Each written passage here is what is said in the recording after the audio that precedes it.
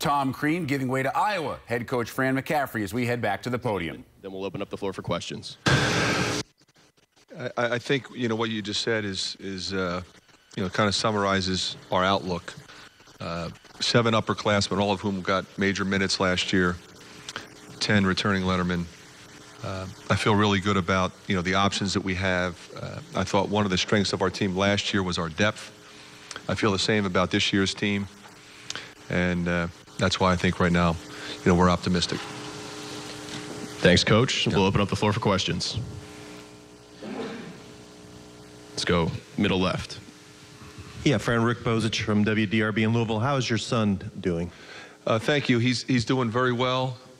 It's obviously been an interesting journey, difficult at times. The outpouring of support has been absolutely phenomenal. I would say, getting closer to being back to as normal as he could possibly be in light of what he went through. But I think in situations like this, we were very fortunate when we found it. I think that's the critical thing, no matter what age you are.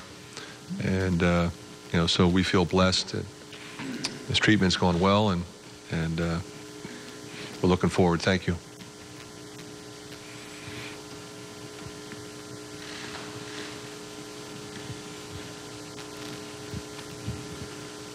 Let's go middle. What are your expectations for Adam Woodbury this season? What do you expect from him? I think with Adam, he's in, I would say, the best shape of his life physically, and I think that's really going to help him. He's strong, but lean and fit. His intensity level in practice has been incredibly impressive in terms of competing on every possession, and I think that's one of his great qualities. He's been, one of the best low post defenders in our league. He's been an excellent rebounder, outlet passer, and we've utilized him on offense, as a passer. He's been tremendous. I think you're going to see him score the ball a little bit more. He's much more comfortable. He's worked on a variety of things, whether it be post moves or face-up jump shots. I think you're going to see him be more aggressive in that area. We're going to go to him a little bit more. But I think, when you see a guy go from his sophomore to his junior year, I think we all expect him to take another step, and I think he expects it from himself. Let's go middle left.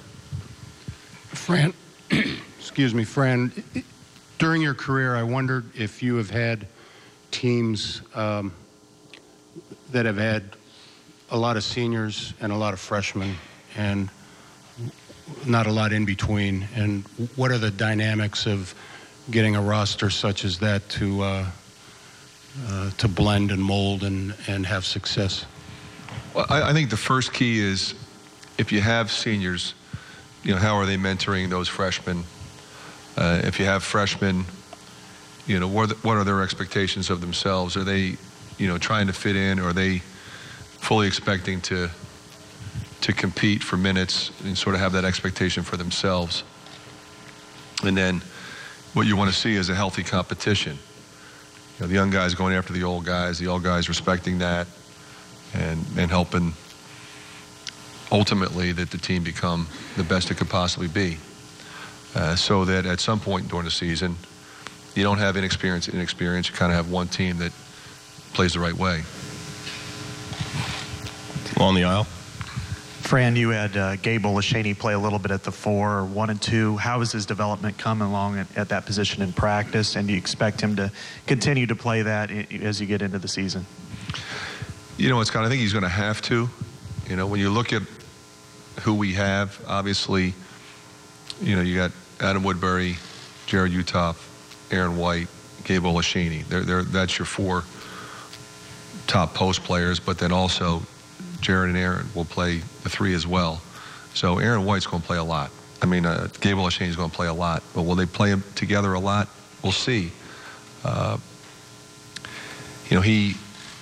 He's a really good running 5-man, but his jump shot has improved, I think, to the point where, if you play him facing the basket, on the baseline, at the free throw line, and you throw him the ball and they don't respect him, he can make that shot. He's a much better passer than he was, say, when he was a freshman. So you have Woodbury and Olashany in there together. They're both capable passers, willing passers, and they can both run. I think a lot of times when you have a running team, you're hesitant to go with the Twin Towers because they slow you down. I don't think by playing those two guys together we'll be slowed down. So, don't be surprised if you see that. And I think another factor will be, how does Dominic Ewell develop and figure into that mix? So, the quicker he becomes accustomed to what we're doing and the more he plays, maybe the less opportunity that they would play together, and if not, then they would play more. Time for one quick question on the right. Good morning, Coach. Drew Hom with SB Nation's Big Ten Powerhouse. Last season, Devin Marble shot 191 more times than his next closest teammate. How are you going to replace not only his leadership and talent, but just the sheer volume of shots that he took? Well, the leadership and talent, I mean, obviously it shifts to Aaron White. It's Aaron White's team. But again, he's got 2 other seniors and 4 juniors, all of whom played a lot. And they're all good people and they're all good players. The other part of it, I think, is harder to replace because we relied on him so much, not only in terms of those shots you talked about, but also as a point guard at times. We posted him up. We used him in a lot of ways.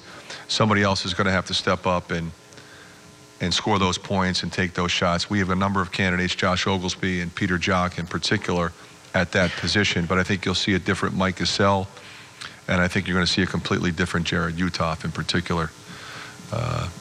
All of those guys are gifted offensive players, and I think that's where it'll come from.